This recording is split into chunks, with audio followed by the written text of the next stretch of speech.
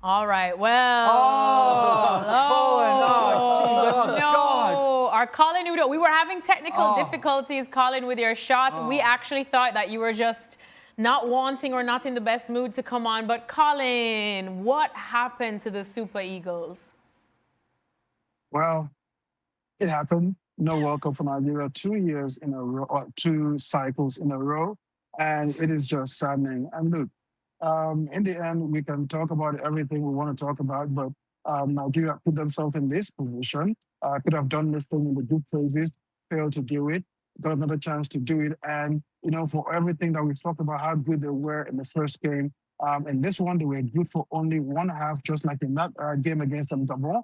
But second half, they were nowhere to be found. Extra time, nowhere to be found. In fact, Congo DRC deserved to be here because they were the better team across 3 quarters of the game. And look, the penalty kicks could have gone anywhere, and we know that these things happen. But I think at the end of the day, Nigeria did not deserve to go to the World Cup this cycle. And maybe, just maybe, if this leads to some sort of changes and reorganization in Nigerian football, maybe that is what is going to happen. But it's the end of the road now, and unfortunately, Lex, you're not going to get that Nigeria shirt. Or maybe you will get the Nigeria shirt, just not the way we planned it.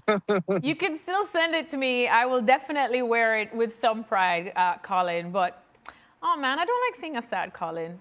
Craig, any questions? Yeah, You're my well, co-host today. No. Colin, how's this going to be taken in Nigeria? Come on, Craig. Why? Not very well, unfortunately. At what point? Because I didn't see it. At what point was Osman taken off, and why? He was taken off at halftime.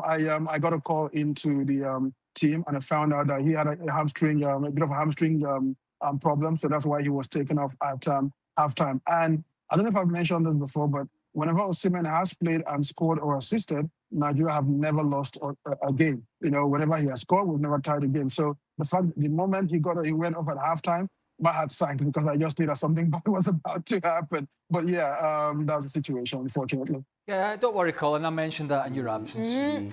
Craig was up to date on his Nigerian stats. Oh yeah, I'm stealing other people's information. Yeah, that's for my own use. But there was a difference too in Nigeria when he came off. Yes. There was nothing up front, and where they just didn't look like they could hit on the counter. I think Colin made the point very well that DR Congo was better for the majority of the second half, and almost for probably after the first 15 minutes. And I just kept waiting for Nigeria to do something to at least maybe look like a threat.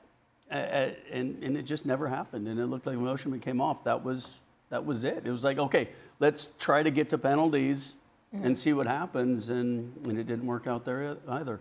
Yeah, Colin, and of course, from the semifinals of these playoffs, we did see that Congo definitely can pull off a big upset when they want to, when they're ready on their day. How big is this for the Democratic Republic of Congo to go through? Oh, it's huge for them. I mean, they haven't been since 1974. Not many people were born by that time. And what they've done is they've systematically, incorporated players who were born abroad, who maybe represented other countries, the likes of Sogin Bakambu himself, Axel Transebe, and so on. So they've got, a whole lot of players who've come and added quality to that team. And, it's huge for them because this sort of, makes that situation even better for them because now they can attract even more quality players, and then they can also develop the ones at home. So look, the World Cup always turns things around for countries that are serious. And if the DRC are serious about this could take them back to being one of the African giants. Well, Colin, we absolutely empathize with you because all of us here at this table know what it's like for football heartbreak. I'll tell you that much from our countries. I'm not sure Craig cares that deeply, but somewhere deep down inside, I'm going to think he does care about Scotland. But when I was playing, yes. When you were playing, yes. Yeah. But Colin, what are you going to do now to lick your wounds?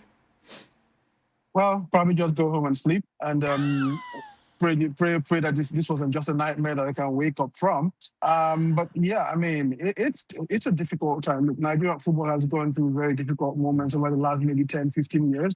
And I guess, look, if the people up there are serious, this might be a good time for soul searching. It did not happen the last time that we failed to qualify the last World Cup, but maybe, hopefully, this time it happens, and maybe we can see some changes going forward.